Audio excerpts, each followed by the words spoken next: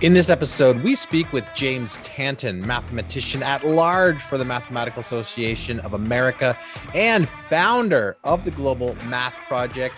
And we're also talking with Ted Coe, NWEA's Director of Content, Advocacy, and Design.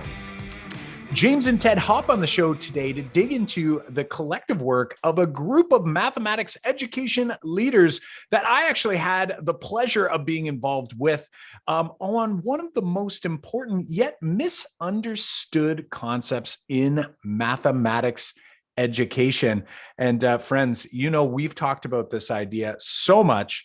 We've done so much learning for so long on the idea of proportional relationships. Make sure that you're sticking around with us as we dig into these ideas around proportionality and what we can do to help declutter this crucial middle school math concept. Let's do this. Here we go.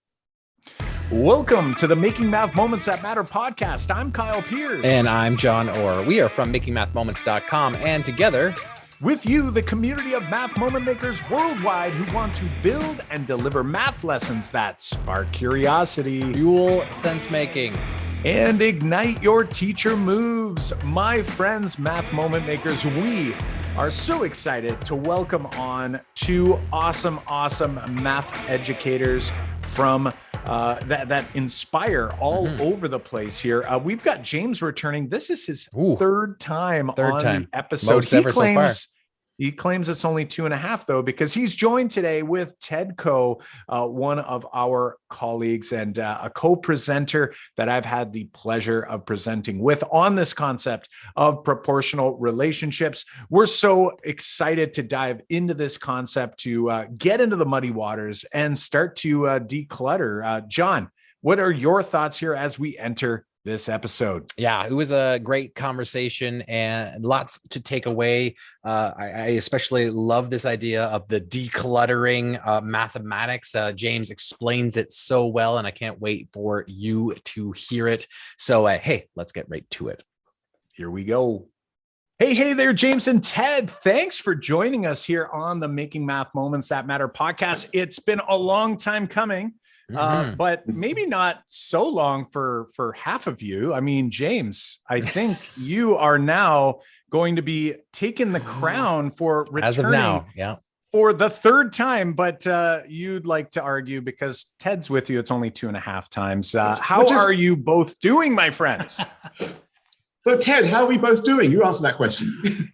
I'm doing fantastically well. How about you, James? All is good and grand in here in sunny Arizona. Well, it's evening now, so the sun's going down. But beautiful, warm, sunny Arizona in the middle of the winter. Yes. Yeah, he's rubbing it in. We're always jealous about these warm weather guests who come on here and flaunt this hotness in front of our cold, spaces here in Canada. Shameless I am. Awesome stuff, guys. Awesome stuff. We've chatted with James on the podcast. Back in episode 6, which is one of the first, and episode 45. Ted, why don't you fill us in a little bit and tell us, a little bit of your backstory. Like if you're a listener right now and you were like, wait a minute, why'd you just skip past James? Hey, take a moment, go and listen to episode 6, go and listen to episode 45, get yourself filled in, then come on back to us. Ted's going to fill us in on, tell what's your role in education? How long have you been in the field of education, and what's that journey kind of look like for you? Oh, well, thanks for having me on the show. I'm excited about this. I've been playing in this math education game for over 25 years now, and I started off as a high school teacher, a high school math teacher, and loved that. It was just a highlight of a career, right? From there, I went to work in the community college system in the Maricopa Community Colleges in the Phoenix area. And I was a math professor there, the chair at 2 different colleges. I even did a little time as an assistant dean at a university. then I went over, and for the, prior to where I'm at now, which I'll get to, but then I went over to Achieve, which was a Washington, D.C. based education policy reform organization. I was the director of mathematics there for a while, and I got to see things happening all around the country, the continent. It was just fantastic. And for the past year and a half, almost 2 years now, I've been I'm the director of content advocacy and design at NWEA, based in Portland, where I get to, just like my title says, advocate for content, and it's just a great thing to do. So that's sort of how I got to where I am, the kinds of experiences that I've had along the way, and we'll talk about more as the hour goes on, I'm sure. Yeah. So. I love it. And it's interesting because I actually didn't realize, but in this moment, I'm now realizing you and James sort of have almost like the opposite, like you're like inverse experiences, where if I recall from episode 6 and episode 45, James, you began more in that post-secondary world and then sort of came into the secondary world, if I recall correctly, and Ted, the opposite. Absolutely. Just call me an inverse kind of guy. Absolutely. I do things backwards all the time. Yes. Yeah. But James, you and I first met. I was at Achieve, and you were with MAA still at that point. Correct. And you were just moving. Our offices in DC were like a couple of blocks from each other, and then you end up moving to Phoenix, and now we live just more than a few blocks from each other. What can we say? The whole destiny thing's going on here. Yeah. It is destined to be close to each other. Yeah, and I'm actually, I do need to know this because I didn't ask you before we hit record, but last time we all presented together, you two gentlemen were doing magic tricks where Ted's arm would show up on James's camera and really freaking people out. Which is that possible here today, or is that not a possibility given? My arm is not like 2 or 3 miles long. No. Oh, look at that! I'm going to do a one-screen version. I love it. That's fantastic. Once again, promoting why you should be watching this on YouTube, my friends. James just did a magic trick, and you only get to see if you go check out the YouTube channel. All right, let's keep moving this thing along here, my friends. We are going to spend James, we're going to spend a little more time with Ted here because we are going to flip this one to Ted. We always ask our guests about their math moments, and my friends, definitely go back, check out James's math moments. But Ted, I'm curious, when you hear math class, what sort of math moment sort of pops into your mind that you might be willing to share with the audience today? Well, obviously lots. There's lots of experiences popping. Let me go back to maybe the earliest that was sort of perhaps a bit formative in my space. And that was an episode in 8th grade. And I went to a smaller school where there was one grade, one class per grade. And we were learning 8th grade math. And we were doing something, I don't remember what it was. I think it was like dividing fractions or something like that. Favorite topic of most there was a worksheet. children. There was a worksheet, and they taught me how to divide the fractions. And I had thought that I had come up with a better way to do it. Put a little thinking into it. Oh, this is clever. I'm gonna do this. And I proceeded to get all of them wrong on that worksheet. And then that not only was that humiliating enough, but then I had to stay in during recess to fix it, right? And so it's like, well, that's an interesting, that's an interesting consequence for trying to be creative with your mathematics. And the pushback or the correction wasn't to like talk through what was cool about what I was doing or not cool about what I was doing, right? But it was more, it wasn't about the thinking that went into it. It was about, well, you're doing it wrong, and so go do it right, and it ties into my framing that whenever I talk about mathematics teaching and learning in sort of a situation where anybody will listen to me, I say after all this time that I've spent in this business and in this world, I like to point back to 3 things that need to be a part of math teaching and learning. And one is that we do have the ways of doing, right? We do care about ways of doing in mathematics. but we really care about ways of thinking, right? And the ways of thinking are the things that really undergird all of that and keep it from becoming this scattered collection of mishmash, memorize as much as you possibly can, right? And so in my 8th grade experience, there wasn't anything about ways of thinking. It was just ways of doing. Right. But we got ways of doing, we got ways of thinking. And then finally, I put in there this habits of thinking. Right. And so if we just settle for the ways of doing, then, we're going to end up in situations where we don't recognize where the math actually exists. In a case, I'll often use is I'll give an example and I'll ask adults, when have you ever actually done division of fractions in real life? Like in a real life situation. And as you hear things back, it's kind of like, no, actually, that's not a division of fractions. That's more like multiplying by 1/2 or something like that. Yeah. And I go, well, why do you think that is? It's because you were taught division of fractions as strictly a way of doing, disconnected from ways of thinking.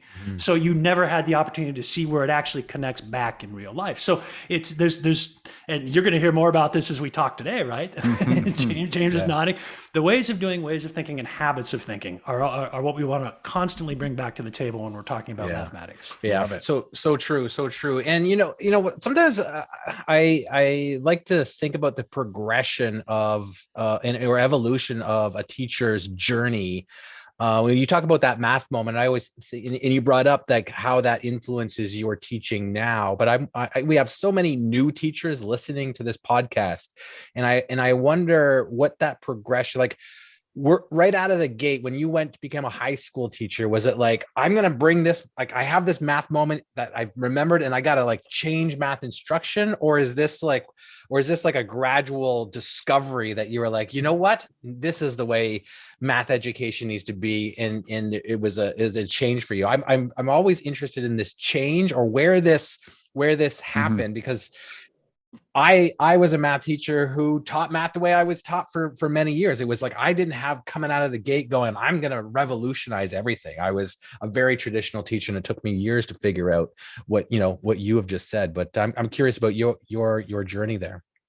Very, very similar. Like out the gate as a young high school teacher, I didn't see it quite this way yet. And maybe one of the most pivotal moments for me, if I can have another math moment, is that all right? Can I have? Yeah, sure. All right. So but that means that James gets another one next. All right, James gets. Okay? All right. I think it's so only fair. Another math moment though was where my friend who was the physics teacher in the high school, while I was the calculus teacher, he had fun. He was able to get minds thinking and engaging, and because they do math with units. They would say they got to think about quantities, right, and units and things. I'm like. I'm going to make my classroom more of a place where the mind is engaged and where we're thinking about these things and we're making sense of things. Now that said, I read Peter Liljedahl's book recently, and my takeaway was I wish I had seen like this stuff like earlier in my career, and it wouldn't have taken me 15 years to get close to it. Right. Oh, to try to figure it out on my own. And so Yeah. I love that. And like John was mentioning as well. Yeah, we're always curious about that. And I think for many educators, it is, it's a process, right? And we're on this journey and we continue on this journey. So the question for you, James, isn't maybe not necessarily a math moment, but I wonder, is there, something more recently that, maybe it's a new revelation, a new thought, or a new, maybe something that you bumped into that you'd like to share? I know I'm putting you on the spot here because we said we're going to skip right over James at this part, but what are you thinking? So let's see. So I'm actually doing some work for a particular company somewhere in the world. I shan't mention countries and all the rest, but I'm looking at their curriculum. They've asked me, James, can you please make some videos to support this curriculum and make it human? Which is an interesting challenge. They actually use the word human. So I looked at the materials, and I have to say, I agree, they're somewhat inhuman right now. So it's 11th grade high school mathematics. And one of my jobs is to actually look at some of the exams that are given out by this particular state / province / canton. I'm not going to say what. And I looked at these exams recently, and I was truly horrified. I mean, this is something like from 40 years ago. It's like Ted's experience. Divide these fractions. You're wrong if you get the correct answers, but do a different method I'm expecting. So it's that level of work there. And then I realized when I make these videos to support these practice exams, I can actually talk about not so just much the mathematics, but also the psychology behind this. What's really going on? it's not actually a matter of memorizing all the jargon and so forth. You can actually just use your common sense, take a deep breath, step back, and figure out what do they mean by the terminal angle of the arm of an angle in standard position. I mean, there's some really wacko terminology that I, as a professional mathematician, have never used. But if you just sit back and think, okay, what's the context here? Oh, I'm doing trigonometry. What do they want to mean by the terminal point of an angle of an arm? And you realize, well, we're doing unit circles. It must be where the star is at the end of an arm.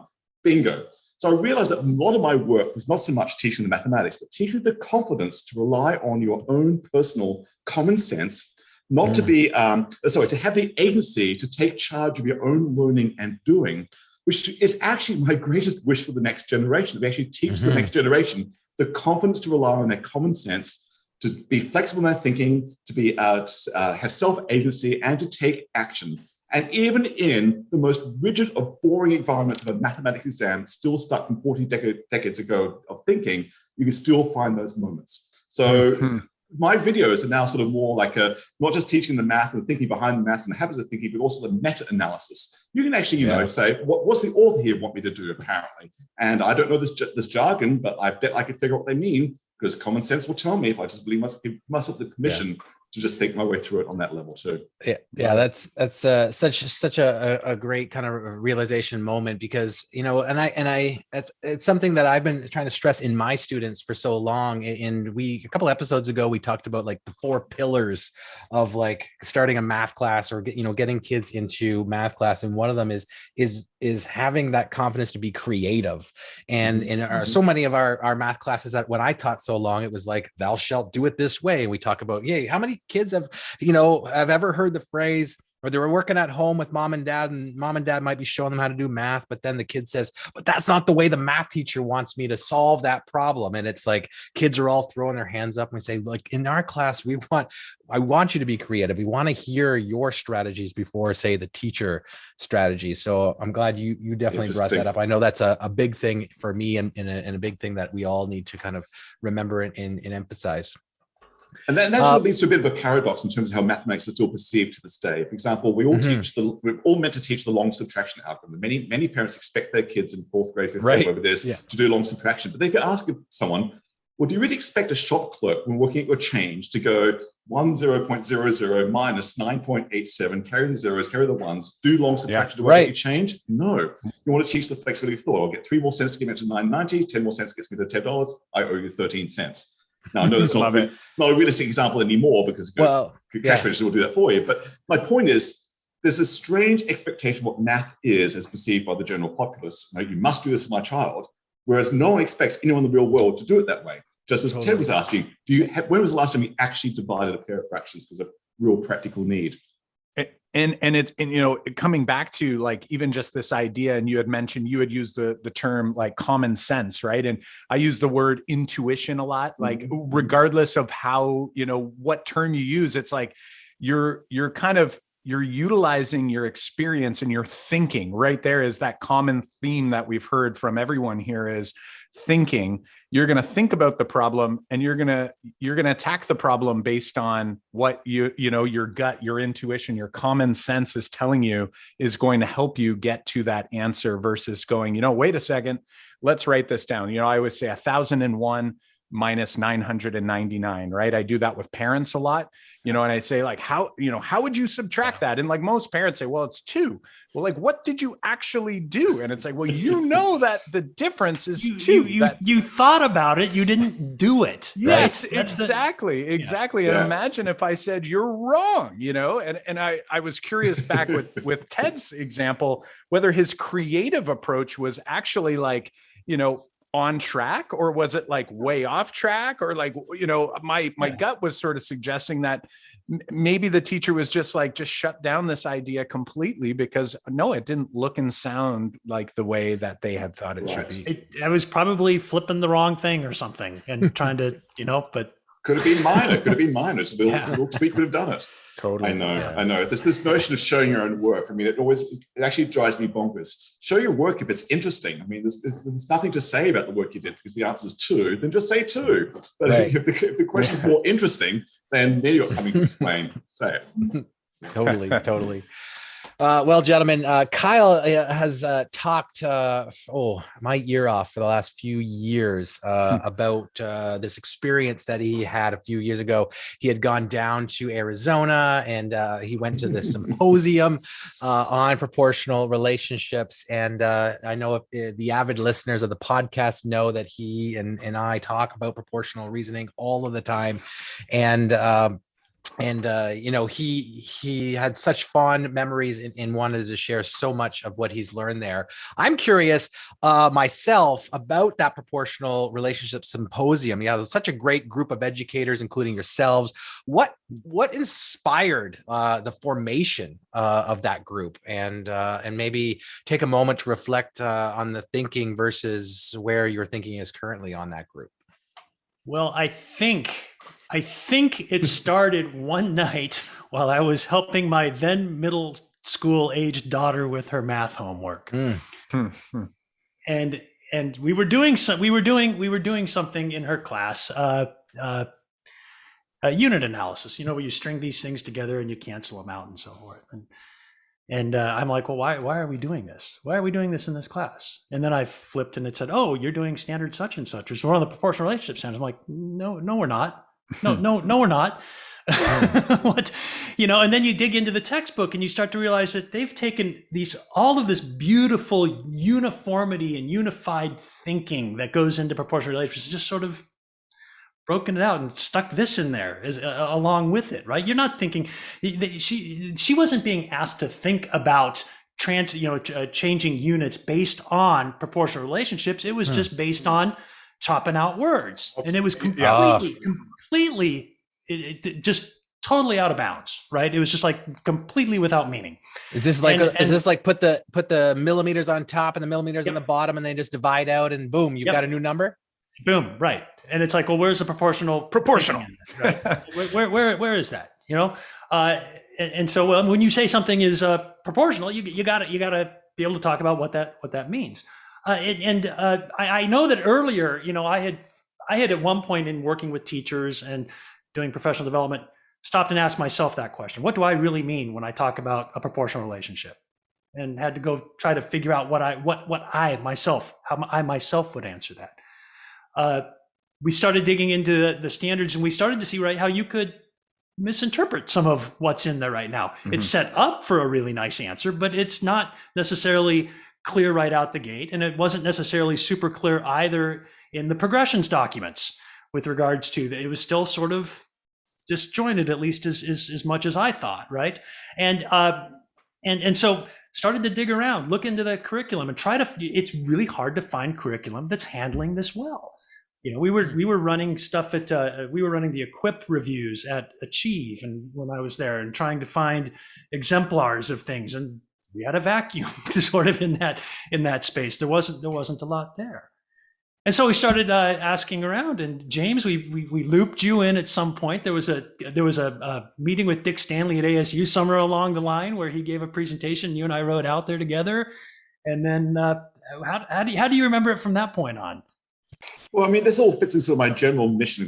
Obviously, I'm a strange fellow here who wants to actually revolutionize math education in the K-12 talk as we see it, because I want to declutter everything. I feel like we've got so much clutter in the K-12 world, and I think proportional reasoning has been particularly clutterfied, when it really is a beautiful chance to just teach students the confidence to rely on their wits and common sense, their thinking, as we've been saying all along. It's a beautiful example of that.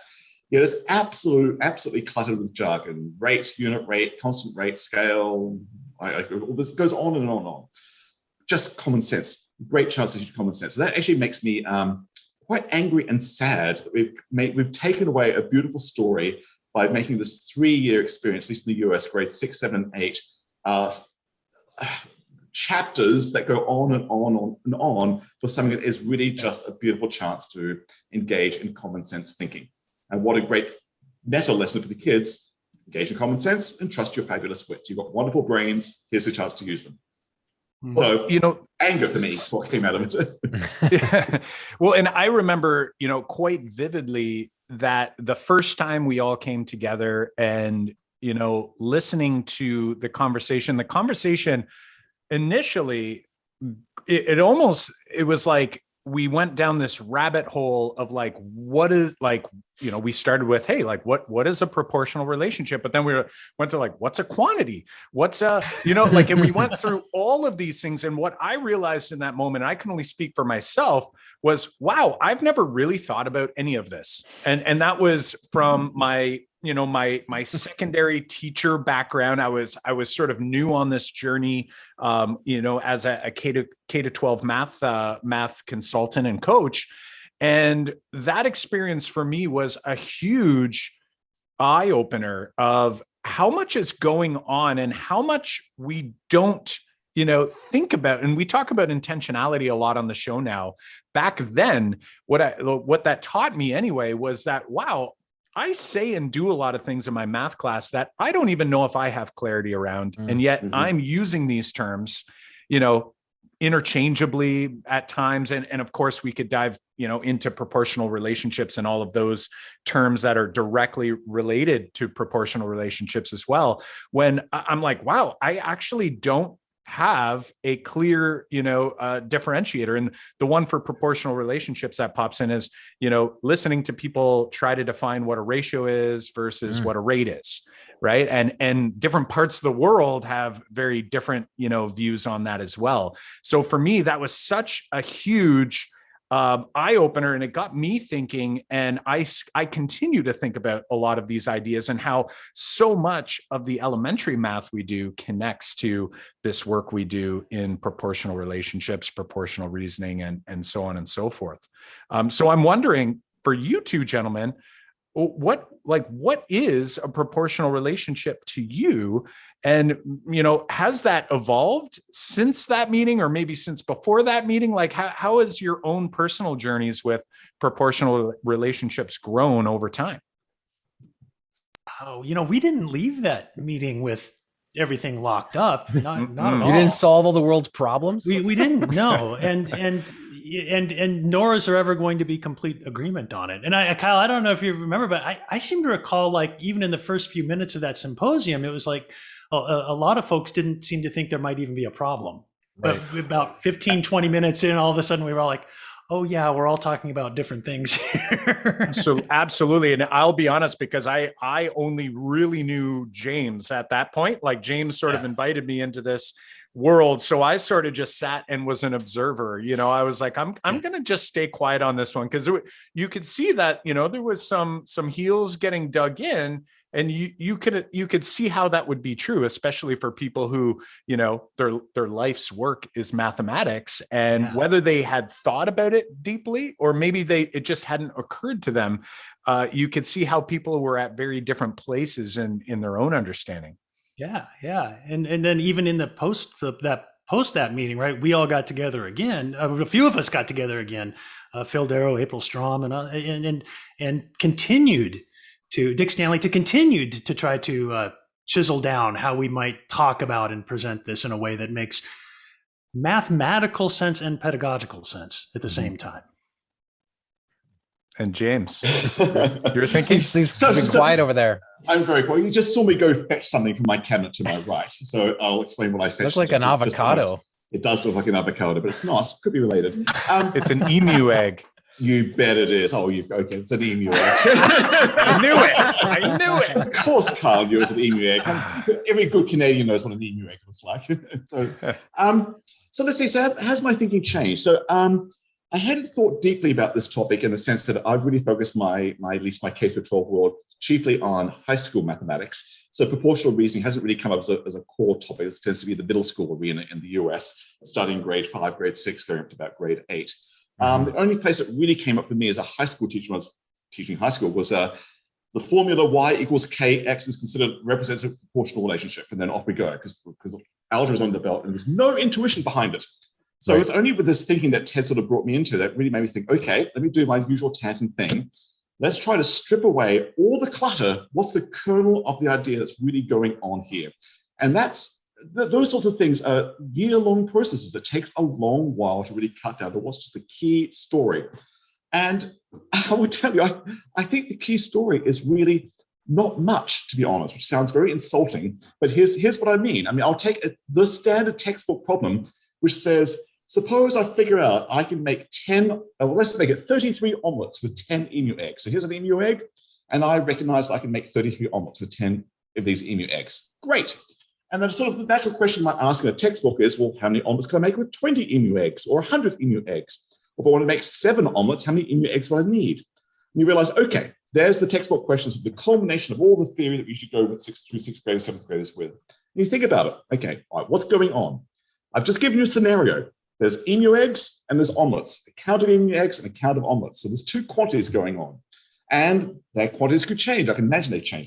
I can change the number of emu eggs. I can change the number of omelets. So things can change. In fact, they don't just change independently of each other. They sort of linked. I mean, if I change the number of emu eggs I use, I will change the number of omelets I can make and vice versa. So there's 2 linked quantities. So once I realize that, I say, hang on. Common sense tells me my real world experience, there's something more going on. They're kind of linked in a very nice way. And I find I kind of said it already. So if I can make 10 emu eggs, I can make 33 omelets. If I double the number of emu eggs, I bet I can make double the number of omelets. Common sense tells me that, 66 omelets. Or if I halve the number of emu eggs, I bet I can halve the number of omelets I can make. And here's math, I can't do that. So that's 16 and a half omelets now.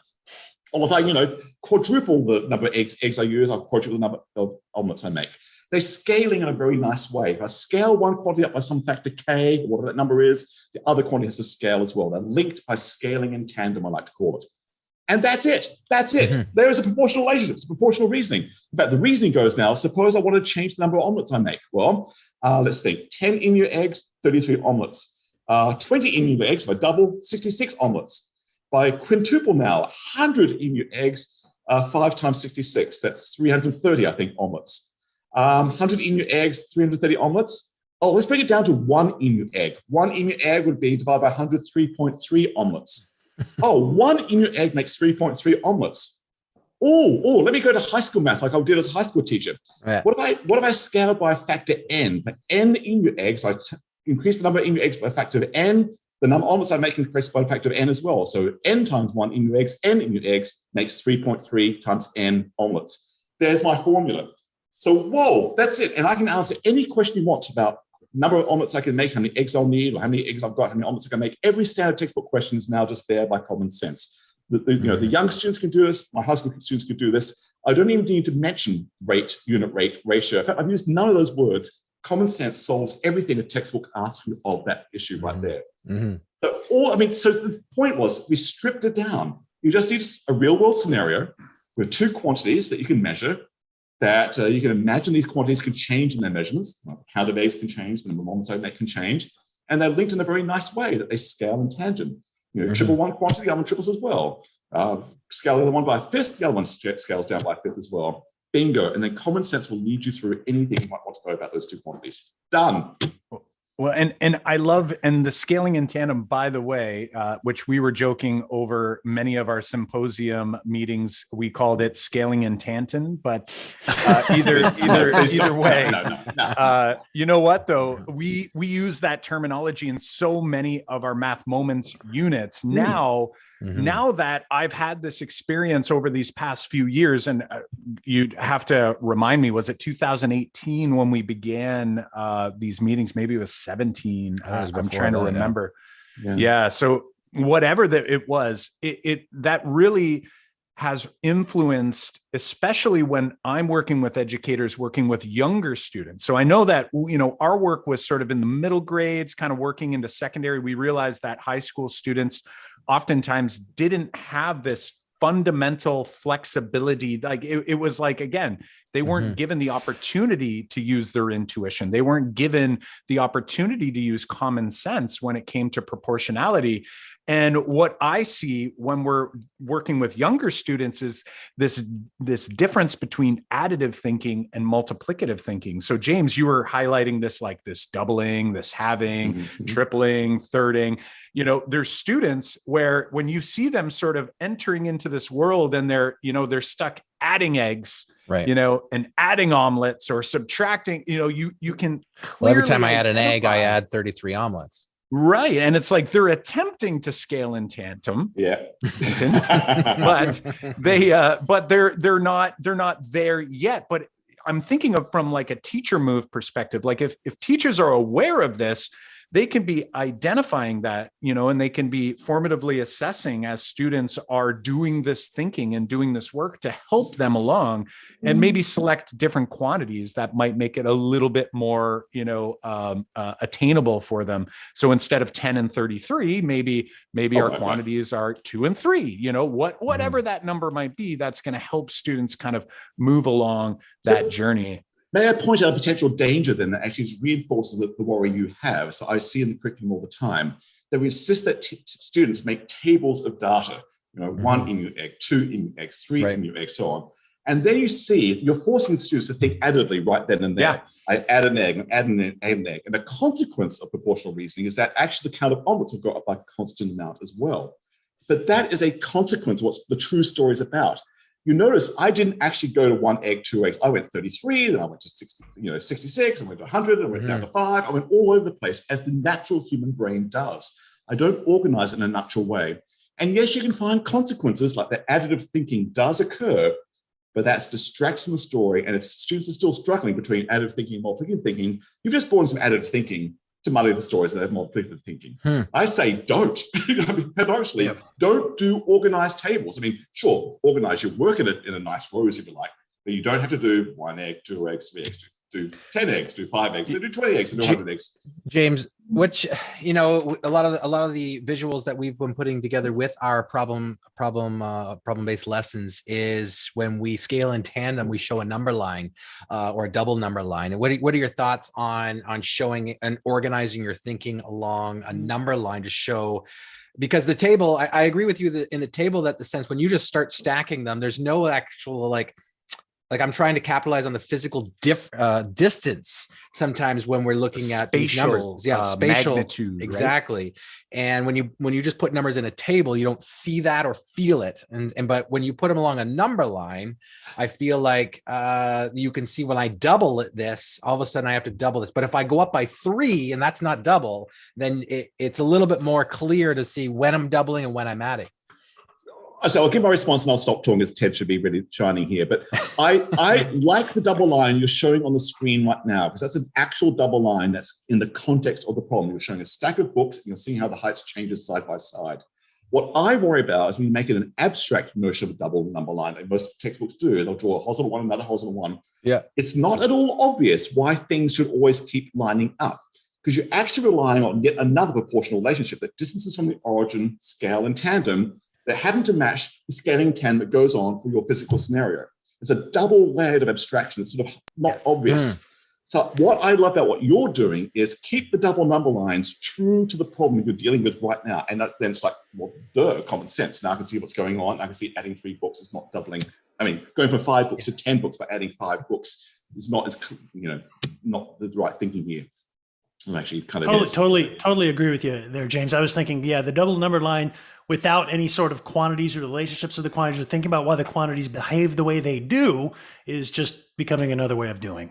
Yeah. And you know what, too, I think as well, it's like, I'm seeing this concrete to abstraction sort of continuum. I'm not suggesting that we move along it and never go back concrete or anything like that, but it's making sure that they're not proceduralizing the model too quickly, right? So like they look at this double number line, they look at a table like you were saying there, James, and it's almost like, oh, I see table, I do this, versus I actually created this model because it actually helped me with my thinking, or it helped me model my thinking so someone else can understand it.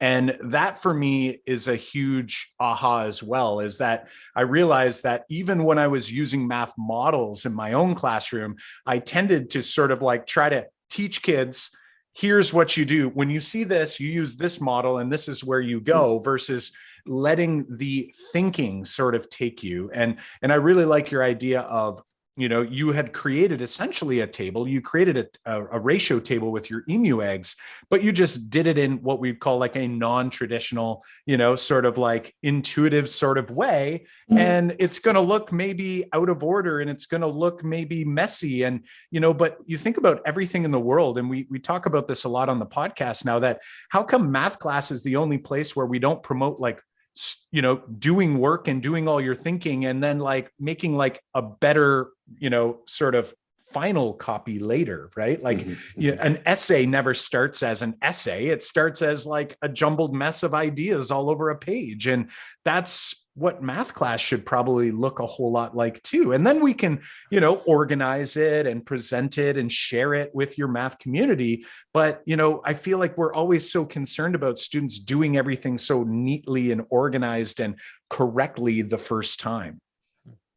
And one of the things, and if the listeners haven't seen the paper yet that we're gonna point to before the end of this, is we don't ever in this whole analysis, this whole approach, we don't ever set up and solve a proportion, right? Because that's not what we're getting at, because we're trying to really build up that way of thinking about quantities that scale in tandem with each other in such a way that later on that's fine, bring in the way of doing, but right now we want to make sure that you're focusing on the way of thinking. The payoff is huge. I mean, we didn't even touch yet on percentages and how this just makes happy times of working with all the different kinds of percentage problems. Happy times. I love it. John, where are we heading next there? I got all distracted here. You've been throwing stuff up on the screen. I know. I'm getting all excited over here. I'm sharing all kinds of visuals here. Let's talk a little bit more about that paper, actually, and I'll bring it up. I'll put a visual up. We'll also include the link in the notes. Maybe we'll go back to you there, Ted. Through this work, we had been sort of really trying to create some clarity, right? And our first presentation we had done a few years back, we used the word muddy, like the muddy waters, the muddiness of proportional relationships. And really what we're trying to do is create at least some sort of clarity so that both educators and hopefully in turn students have a better sense of what's going on, and really bringing to light the beauty we're talking about that is proportional relationships, instead of using the staircase for unit conversions, or creating a proportion, looking at ratios and always setting up a proportion and in cross multiplying, or whatever the trick may be. Tell us a little bit about the paper and sort of where we went with that paper, and I'll pull it up and ensure we have the link in the show notes for those who want to dive in. Okay. James, you want to take a stab at Ted that? just raised his eyebrows. Okay, so let's see. I think the paper, what's the paper called? It's called Decluttering, a proportional relationships decluttered at last. So the mission is to declutter all that thinking. So it really just starts off exactly how I started with my emu egg here. Can you recognize you're in a scenario, some physical situation has two quantities that can be measured. The quantities can be varied or can be imagined to vary in the measures. That the two quantities are linked in some way. If you change one, the other has to change in reaction, and vice versa. And four, I can't count four, that the key thing is, are they actually scaling in tandem? And once you've got that, common sense will prevail. And as Ted said, we just went through examples. Like, example, if I tell you 80% of a quantity is equal to 120, your brain says 80% of a quantity equals 120. It's pretty abstract. Well, I guess I'm talking about 80% of something, and I'm also telling 120 things, I guess. I can now see my mind's eye. I'm talking about two different quantities, a percentage amount and the actual quantity, whatever I'm measuring. And my brain says, okay, if I halve the percentage, I'll have half the amount. So 40% goes with 60. Oh, then I'm going to quarter that. 10% goes with 15. Therefore, 100% goes with 150. I mean, I'm just like scaling in tandem right there. I recognize scaling in tandem in that situation right there. Or taxes. For every dollar earned, I decide to give 43 cents to the government. In which case, if I earn $10, I guess I give 10 times 43 cents to the government. I guess just another situation of scaling in tandem. So the paper is about really identifying that. And then it goes through the language in the various, it's going through various scenarios. Carla's having fun with the paper here. Then what's the standard curriculum language? What does rate mean? Unit rate, ratios, all those, draw these things about lines to the origin, all the stuff there. We just try to make sense of that. It really does fit with this just common sense thinking. Even the word scale. If I give you a map and I say the scale is 1 to 500 on the map, and I see two trees on the map that are 3 centimeters apart, I guess scale means 1 centimeter goes with 1 centimeter on the map goes with 500 centimeters in real life. Therefore, 3 centimeters on the map goes with 1,500 centimeters in real life. I'm in scaling with tandem. Again, common sense thinking in all those scenarios. So on screen right now, we're going through one long worked example about buying Kewpie dolls. before we've even done any curriculum work. You can just launch right into it, like I did with the emu eggs and omelets. It just follow your nose, all fall into place. And then if you have to teach all the jargon and language, because you're in a situation where you have to teach all the jargon and language, there's now context for it. It'll actually make sense. And nothing to memorize, actually, because you can always fall back on, well, I guess I have to answer this question, figure out what's going on here. If it's scanning in tandem, just nut my way through it. Things will fall into place. Off we go. Mm-hmm. But here's the lovely thing about this. It's the chance to teach kids the competence to rely on common sense thinking. So let me give you some scenarios that are quite questionable. I mean, if I tell you, for example, it takes 22 minutes for 7 socks on my line to dry, how long will it take 14 socks to dry? Then you realize what my real world experience is. Well, it won't take double the amount of time for 14 socks to dry 7 socks. They'll just all still dry in 7 minutes, however long I said, 22 minutes. That's not scaling in tandem. Right. You know, so you have to rely on your actual common sense. What's the danger if you're thinking too hard? Everything will go down a rabbit hole. If you're going to go to the line, well, what do I mean by dry? What do I mean by measurement of minutes? What do I mean by this, and this? Of course, you'll go down those rabbit holes, but at some point, we've got to rely on our own sense of the real world and how to make sense of that real world. Then you can start to become physicists and say, well, what do I mean by unit? What do I mean by quantity? When I say 1 yard is the same as 3 feet, actually, I guess I'm doing scaling in tandem again. I'm just giving different names for units. Therefore, 2 yards is the same as 6 feet, and 60 yards is the same as times that by 30, what it was, feet. Off we go. All that unit conversion stuff actually is scaling in tandem again, and there's really nothing new. It's just actually the same one idea over and over again. So to me, the point of the paper is, it's the same one idea over and over and over again, over and over again. We do it for 3 years, the same one idea over and over again, and we never say what the actual idea is. So we're saying it. That's the point of the paper is. Well, and I love it because it's like we do it for 3 years, but I feel like we haven't been doing it for 3 years, right? We've been sort of like kind of doing some stuff, but again, going back to Ted's point, sort of doing the doing and sort of taking these ideas and again, teaching them as siloed ideas, right? Separate. Like today we're going to do unit conversions and it's like this whole other thing that, you know, we sort of paint it up and we say like this big experience is going to be this whole thing you've never seen before. When in reality, it's like, well, actually, no, you've been doing all of this all along over here. And it's just such a beautiful way to make it connected. And while it is big and it's massive, that is such a positive thing for the learner, right? Mm-hmm. To be able to say like, wow, holy smokes, there's a lot that I can do all based on the same fundamental ideas. And I look at this paper as a really great opportunity for educators like myself, who 3, 4, 5 years ago, I was not necessarily doing a great job at understanding proportional relationships and how complex they are, like complex, but in a good way complex, right? Because I could take that complexity and I could use that to make math class feel more intuitive, but it does force me to do a little bit of my own learning along the way as well. You know, I feel like I'm seeing a couple things that teachers, I think there's some nuance here that teachers, we want to make sure that I think hit home for them. And what I mean is when I'm thinking back to my old self and teaching proportional reasoning in my, say, 9th grade class, and I'm imagining the textbook, and the textbook has, Kyle, you call these naked problems, right? So it's just they're context-less problems. They're just, you've got this fraction, right? You've got a proportion, you got a fraction. There's no emu eggs. There's no eggs. So it's like there's a fraction, there's other fraction where there's a missing value. One of those fractions, sometimes on the top, sometimes on the bottom, and we cross multiply to solve, right? It was like there's this solving proportions section of the textbook, but always starts with naked problems, and then at the end we put in context. So what I'm hearing from you guys is, because I don't think we ever like physically said it, is that if a teacher is like, look, I'm going to redesign my proportional unit, my proportional relations unit in one of these grades, and they're pulling from the textbook, and the textbook is doing that, we're saying, hey, you got to start with context. Is that a no-brainer? So I'm going to be really, really bold. I mean, I'm going to say so much of the curriculum is designed nowadays teach stuff kids that they need to know later on, which is not how the human brain works. Either do it when you need it later on, or do the later on now.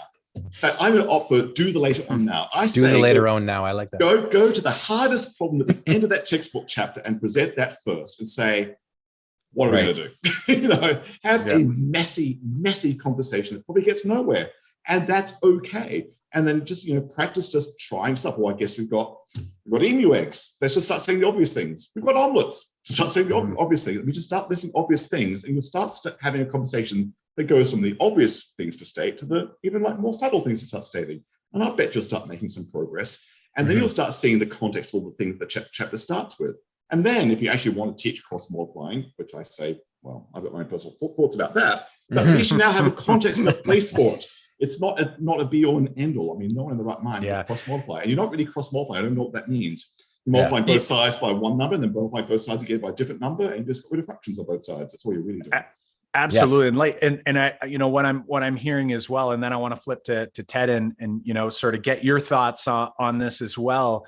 I'm hearing this idea that it's really hard. It's really hard to use your common sense or your intuition when there's nothing to really be thinking about, unless you really like if I really understand fractions, which most students tend to not really understand fractions but same connection to proportional relationships, like same downfalls that we've traditionally taught fractions and introduced fractions. But if there is some context, if there is something worth solving, then I can at least take that and I can use my background experience with that idea and use it to again naturally work within proportional relationships. Ted, what are your thoughts there in terms of like, teachers are listening and they're going like, okay, this seems awesome. Any tips, any thoughts or wonders for our friends? Yeah. So we often talk about like meaningful mathematics discourse, right? Having meaningful teaching practices, mathematical discourse, meaningful. You got to stop and ask, what does that mean, right? What does that mean? Well, you can't have meaningful mathematics discourse without focusing on mathematical meanings. You have to come back and you have to think about what it is the thing that you're saying means. For too long, we all just said proportional relationships, and we all assumed we meant the same thing. We quickly found out we did not all mean the same thing. And so the question is now, well, what other places are there like that? You talked about fractions, right? And so we've got one project that I'm working on right now. We're calling Formative Conversation Starters. We're trying to get into how are students thinking about these things. And so we ask questions like, is a fraction one number or two numbers? Can you access ways of thinking that can make those things work in your head? We ask you, hey, how do you think about division? What ways do you have to think about division? And then let's ask you about division of fractions. Are your two answers different between those two things? What ways of thinking, what are the meanings that you're bringing to the table? That's where the meaningful mathematical discourse has to start. Totally. I love it. Totally. Gentlemen, we've had such a great time chatting about this, and I know that we could probably keep going, and we could probably fill another hour or however long. And I definitely want to meet up with you guys in the future, as long as we can start to get together in physical, face-to-face environments and in conferences. I can't wait for that to come about again here in Canada. It hasn't happened yet, but before we say our goodbyes, I'm wondering for each of you, what big idea or takeaway would you want to leave with our listeners as like a final thought? Yeah, let's start with James. Okay, I kind of like what we said earlier. Start with the hardest question at the end of the chapter, at the beginning of the chapter with your kiddos. Do that. See how it goes. I like that. Good Do tip. that. For me, it's slow down and ask yourself and your students, what do you mean when you say this? There's too many things that we assume that we all mean the same thing, and we don't. I love it. I love it. And you know what? Hearing both of those things, I think it's going to be really, really helpful. I hope that friends who are listening to this episode, I know that they're going to take a lot away from it. But me personally, even just hearing both of you reiterate those two things, you know, I think about it. And Ted, you had just mentioned this idea of having these conversations, and really, again, the thinking emerges, right? As soon as, hey, you take that harder problem and you start with it, thinking happens. And hey, if we ask each other, what do you mean when you say blank? We have to do some thinking. And once again, I think that really drives home a huge idea, something that I know for many years, not enough thinking was happening in my own classroom. And that's been a journey that I've been on for many years now. And I'll definitely take those two thoughts into the future and continue to work on this journey here. So thank you both, gentlemen, for hanging out with us. It's awesome. I know it's only virtual these days. It seems like forever since we've all been together. But again, like John says, crossing fingers that we are coming around the bend here. It has to be, right? We have to be. I don't know what else to say here, but thank you both for coming on the podcast, sharing your thoughts with the world as you always do. And I'm sure we'll get you both on again in the future. James, hey, you're gonna just try to run away with it, right? All right, okay, I'm going to work on it then. No, guys, thank you so much. A real honor, a real pleasure. And the work you're doing for the world is just tremendous. So thank you so much for all the good you're doing in the math world. Really, really am touched to be here. So thank you. I agree. Thank you so much. Thank you, gentlemen. Thank you. And have a great rest of your evening, and we'll talk soon. Well, as always, my friends, and you heard it, we are so excited to have welcomed James and Ted onto the show. We're definitely going to have both back on the show, maybe together, maybe apart. But one thing I must say is that with every episode, I take away something new. And I've had the opportunity to co-plan much of this work in proportional relationships and co-learn with these two individuals, as well as that symposium, that group of educators who joined us for the Proportional Relationship Symposium. So my wonder to you is what is the new learning that you're taking away? Today, one of the big themes I heard was thinking. It really came down to thinking. What we're doing in the classroom, are we thinking about the math content that we're teaching? Do I fully understand the math content we're teaching? It's okay if you don't, but you need to be thinking about it and thinking about the intentionality and maybe have that discussion with your students. Make sure that you're doing something to reflect on that learning so that it sticks. So create a plan for yourself to take action on something that you've learned here in this episode. Right. Today. And what you could be doing as well is reach out because you are not alone here. We have a vibrant community of math moment makers here to support you.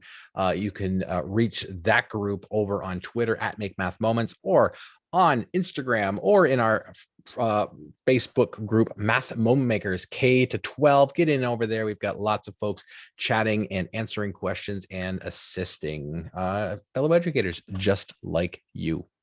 Yes. And my friends, if you weren't laughing when James pulled out an actual emu egg and put it on the screen, that's because you're probably not watching this on YouTube. Head over to the YouTube channel, hit that subscribe button, hit the like button, leave us a comment. And remember, we have weekly videos being released with tips, tricks, and a little bit of guidance, a little bit of inspiration for you in your own math classroom. So do us that huge solid, hit that subscribe button, and let's make sure you see us over on YouTube. Yep. Show notes and links to resources and complete transcripts from this episode can be found and downloaded over at makemathmoments.com/episode 167.